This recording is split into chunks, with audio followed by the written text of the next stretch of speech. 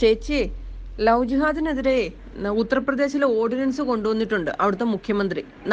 നമ്മൾ കൊല്ലും തിന്നുമെന്നൊക്കെ പറഞ്ഞു നടക്കുന്ന അയാളുണ്ടല്ലോ, യോഗി ആദിത്യനാഥ്, അങ്ങേര് കൊണ്ടുവന്നിട്ടുണ്ട്. നമ്മുടെ പെങ്കൊച്ചുങ്ങളെ ഇവന്മാർ IS കൊണ്ടുപോകുന്നുണ്ടല്ലോ. സോണിയനെ കൊണ്ടുപോയില്ലേ?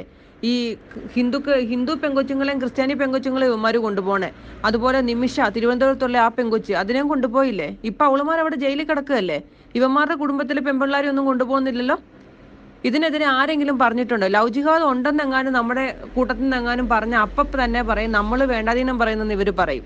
അങ്ങനെയൊന്നും അല്ലേ ചേച്ചി, ഇതൊക്കെ ഉള്ള കാര്യം നമുക്കറിയത്തില്ലേ? ഇപ്പം നമ്മുടെ പെങ്കൊച്ചുങ്ങൾ പഠിക്കാൻ വേണ്ടി പോകുമ്പോഴത്തേക്ക് ആദ്യമല്ലേ മനസ്സിനകത്ത് ഒരു ദിവസം ഒന്ന് വിളിക്കാണ്ടായി കഴിഞ്ഞാൽ ചേച്ചി അപ്പം ഇങ്ങോട്ട് വിളിക്കുമല്ലോ, അവൾ വിളിച്ചോന്ന് ചോദിച്ചുകൊണ്ട്. അപ്പോൾ ഇതിനൊക്കെ എതിരെ നമ്മുടെ പെങ്കൊച്ചുങ്ങളെ, ക്രിസ്ത്യാനി പെങ്കൊച്ചുങ്ങളെയും ഹിന്ദു പെങ്കൊച്ചുങ്ങളെയൊക്കെ രക്ഷിക്കാൻ വേണ്ടിയിട്ടാണ് നമ്മൾ ഈ പറയുന്ന കൊല്ലും തിന്നും എന്നൊക്കെ പറയുന്ന ഈ മോദിയും ഈ യോഗിയൊക്കെ ഇത് കൊണ്ടുവന്നിരിക്കുന്നത്. ഈ കേരളത്തിൽ ഏറ്റവും കൂടുതൽ ഈ രണ്ടുപേരും പോയത് കേരളത്തിൽ നിന്നല്ലേ? ഏറ്റവും കൂടുതൽ പോയത് കേരളത്തിൽ നിന്നല്ലേ ഈ IS-ലോട്ട്? ഈ എറണാകുളത്ത് ആ പി സ്കൂൾ ഉണ്ടായിരുന്നല്ലോ, അവരെന്നാ പഠിപ്പിച്ചിട്ട് ആ സ്കൂൾ പൂട്ടിച്ചത്? 2ാം ക്ലാസ്സിൽ പഠിക്കുന്ന കൊച്ചിനോട് പറയുക, കൊന്ത ഇട്ടുകൊണ്ട് വരുന്ന നിന്റെ കൂട്ടുകാരിയെ ആദ്യം കൊന്ത ഊരാൻ പറയണമെന്ന്. ഇതും നമ്മൾ കേട്ടതല്ലേ? അപ്പോഴും നമ്മൾ പറഞ്ഞു BJP-ക്കാർ നമ്മളെ കൊല്ലും തിന്നുമെന്ന്. ഈ കഴിഞ്ഞ 6 കൊല്ലമായിട്ട് ഇവിടെ ഭരിക്കണം അവരല്ലേ. നമുക്ക് എന്നാ കുഴപ്പമുണ്ടായേ? നമുക്ക് എന്തെങ്കിലും ഉണ്ടായോ? നമുക്ക് കിട്ടേണ്ട അവകാശങ്ങൾ കൂടെ മറ്റുള്ളവർ കൊണ്ടുപോവോ ഈ കേരളത്തില്?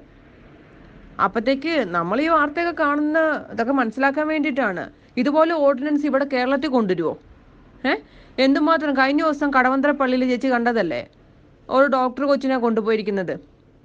അപ്പൊ ഇതൊന്നും ഇവിടെ കൊണ്ടുവരത്തില്ല. ആരെങ്കിലും കൊണ്ടുവന്നാൽ നമ്മൾ ഏറ്റു പറഞ്ഞാൽ ഉടനെ പറയും നമ്മൾ അവരെ സപ്പോർട്ട് ചെയ്യുക, നമ്മൾ ഫാസിസ്റ്റാ, വർഗീയവാദിയാ, മതേതര ഇല്ലാന്ന്.